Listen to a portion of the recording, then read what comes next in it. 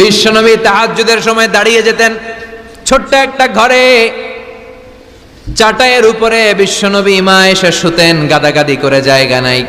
মাঝরাতে বিশ্বনবী তাহাজ্জুদের জন্য দাঁড়াতেন, আল্লাহু আকবার বলে দাঁড়িয়ে যেতেন, নামাজ শুরু করে দিতেন। বিশাল বড় সূরা পড়তেন, কেরাত পড়তেন, রুকু করতেন, কিন্তু সিজদার জায়গায় সিজদা দেওয়ার জায়গা নাই। সিজদার জায়গায় মা এসা পা বিছিয়ে শুয়ে আছে।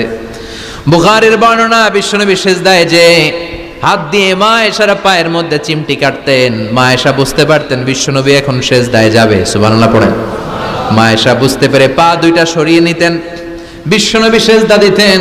সিজদা দিয়ে বিশ্বনবী যখন আবার দাঁড়িয়ে যেতেন, মা আয়েশা পা বিছিয়ে আবার শুয়ে পড়তেন। কি ইবাদত ছিল বিশ্বনবীর! হাত্তা তাতাওয়াররামু খাদামা। মা আয়েশা বলতেন বিশ্বনবী দাঁড়িয়ে থাকতে থাকতে এত সময় ধরে তাহাজ্জুদের সালাত পড়তেন, ওনার পা গুলো ফুলে এরকম টিউমারের মতো মোটা হয়ে যেত। সুবহানাল্লাহ পড়বেন না? দাঁড়িয়ে থাকতে থাকতে বিশ্বনবীর পা গুলো টিউমারের মতো মোটা হয়ে যেত। প্রথম রাকাতে বাকারা, আলে ইমরান পড়ে ফেলতেন। সুবহানাল্লাহ পড়েন। বিশ্বনবীর পা যেন ফেটে যাবে, এভাবে হাত বেঁধে দাঁড়িয়ে থাকতে থাকতে বিশ্বনবীর হাতগুলো বাঁকা হয়ে যেত, ব্যথা হয়ে যেত। বিশ্বনবী তখন হাত দুইটা ছেড়ে দিতেন। আবার যখন এনার্জি ফিরে পেতেন, যখন বিশ্বনবীর ভাল লাগতো, আবার হাত বাঁধতেন। পড়েন সুবহানাল্লাহ। তার মানে হাত ছেড়ে দিও নামাজ পড়া যায়। হাত ছেড়ে দিও। মালিকি মাযহাবের কিছু স্কলাররা ওনারা মত নিয়েছে, ওনাদের অনুসারীরা এরসাল করে, আমাদের দেশে কেউ বাদে এইভাবে, কেউ এইভাবে, কেউ এইভাবে। মালিকিরা বাদেই না, কেউ বাদবই না, কি করবি কর। আছে না নাই? আপনি যদি হজ করতে যান মক্কা মদিনায় এই আমলগুলো দেখতে পারবেন। এটা সুন্নাত একটা আমল। হাত ছেড়ে দিলেও যেখানে সালাত হয়ে যায় ওই জায়গায় কই বাঁধবে এই নিয়ে কিলাকিলি আছে না নাই? উপরে না নিচে, আমিন জোরে না আসতে, আছে না নাই? বিশ্বনবী লম্বা সময় দাঁড়িয়ে তাহাজ্জুদ পড়তেন। তাহাজ্জুদ পড়লে আপনার মর্যাদা বাড়ায় দিবে কে? সাইয়েদনা জিবরাইল বললেন ইন্না শারাফাল মুমিন ফি কিয়ামিল লাইল। বিশ্বনবী বললেন জিবরাইল এসে আমাকে বলে গিয়েছে মুমিনের মর্যাদা তাহাজ্জুদের নামাজের ভেতর। সুবহানাল্লাহ পড়েন। তাহাজ্জুদের নামাজ পড়লে মর্যাদা বাড়ায় দেয় কে? দুই নাম্বার কুরবাতুন ইলাল্লাহ। তাহাজ্জুদের নামাজ পড়লে আল্লাহর সাথে নৈকট্য বাড়িয়ে দেয় কে? আল্লাহর সাথে কানেক্টিভিটি আপনার বেড়ে যাবে। আমাদের দুনিয়াতে সব জায়গায় কানেক্টিভিটি আছে। এমপির সাথে হাত আছে, চেয়ারম্যানের সাথে হাত আছে, ওই এসআই এর সাথে হাত আছে, পুলিশের আইজির সাথে হাত আছে, কিন্তু আল্লাহর সাথে হাতটা নাই। কথা কন। আসল জায়গায় কানেকশন লাগানো দরকার। চিল্লায় বলেন ঠিক কি না? মান লাহুল মাওলা ফালাহুল কুল্লু। যে ব্যক্তি আল্লাহর হয়ে যায় গোটা বিশ্ব তার হয়ে যায়। যে সব জায়গায় যে ধর্ণা দেয় আল্লাহর কাছে ধর্ণা দেয় না, তার কোনো মর্যাদা নাই। আর যে ব্যক্তি সব দিক থেকে মুখ ফিরিয়ে আল্লাহর কাছে যায় গোটা বিশ্বের সবাই তার দিকে তাকিয়ে থাকে। এজন্য সম্পর্কটা লাগাইতে হবে কোন জায়গায়? তার মানে তাহাজ্জুদ পড়লে মর্যাদা বেড়ে যায়, আল্লাহর সাথে সম্পর্ক বেড়ে যায়। বিশ্বনবী বললেন মানহাতুনা আনিল ইসিম। তাহাজ্জুদের নামাজ পড়লে তাহাজ্জুদের নামাজ আপনারে পাপ কাজ থেকে বাধা দিবে। সুবহানাল্লাহ পড়েন। তাহাজ্জুদ যারা পড়ে এরা পাপ কাজ করে না। চিল্লায় কোন ঠিক কি না? 4 নম্বরে মুকাফফিরাতুন লিসাইয়্যাত। পাপ আর অন্যায় যদি কিছু হয়েও থাকে তাহাজ্জুদের নামাজ পড়লে তাহাজ্জুদের নামাজ পাপগুলোরে ধুয়ে মুছে সাফ করে দেয়। এজন্য তাহাজ্জুদ পড়ার দরকার আছে না নাই?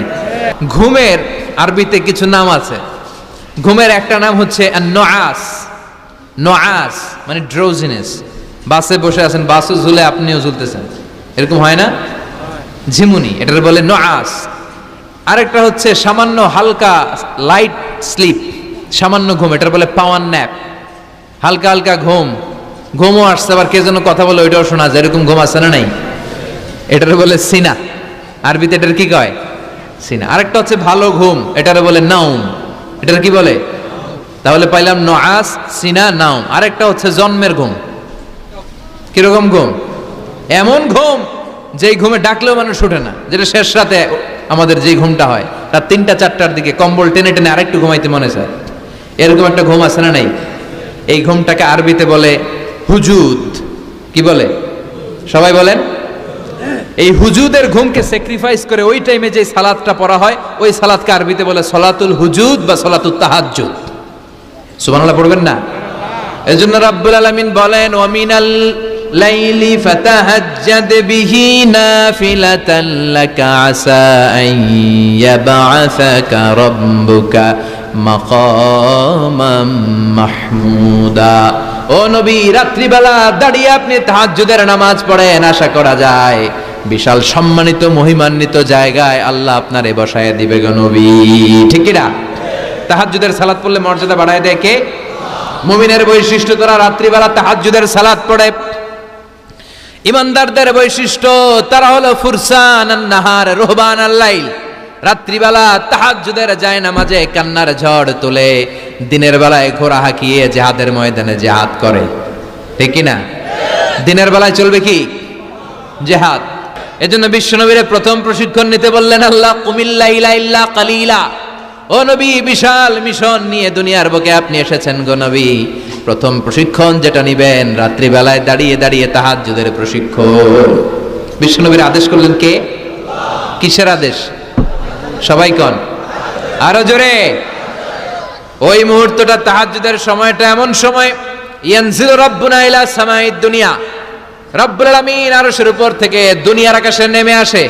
নেমে আসে মানে বিশেষ একটা মনোযোগ দেয়, আর দুনিয়াবাসীরা ডেকে ডেকে বলে, গোলাম আলা মিন মুস্তাগফিরিনা গফির আলা, কার ক্ষমা লাগবে ক্ষমা চাও, সব গুনাহ আমি ক্ষমা করে দেব। আলা মিন মুস্তারজিকিন আরজুকালা, কার কি লাগবে আমার কাছে চাও, সব আমি দিয়ে দেব। আল্লাহু আকবার। আলা মিন মুস্তাকসিন আকসুলা, যার জামা দরকার জামা চাও, জামা দেব। ক্ষমতা দরকার ক্ষমতা চাও, ক্ষমতা দেব। নেককার স্ত্রী দরকার